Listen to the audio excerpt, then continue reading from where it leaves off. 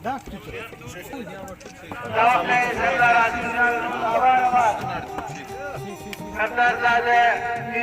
खान सरफराज साहब, मीर अहमद खान सरफराज साहब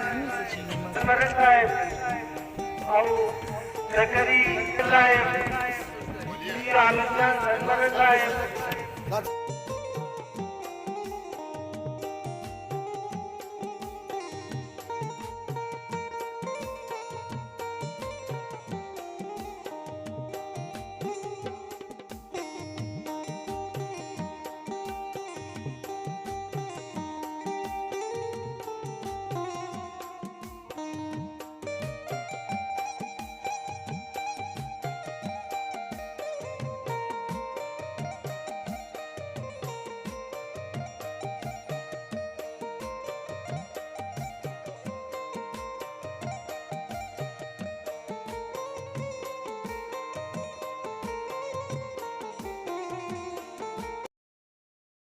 प्रोग्राम ना मेहमान खास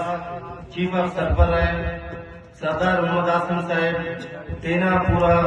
कौमतुल आवाज तशरीफ सुने सरदार साहब उस तरह उम्मत बखैर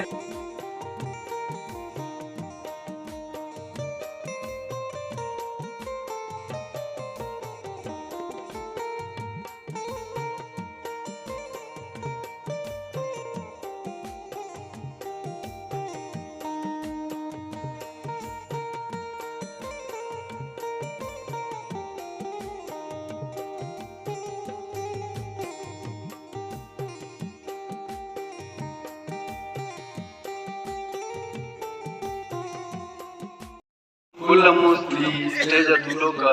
सरदार साहब टक्करी साहिबाना उलमा इकरामाक और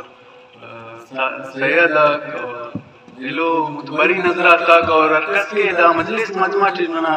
संगताक तुलो कोरिनो कुल्ला शुक्रिया अदा केवे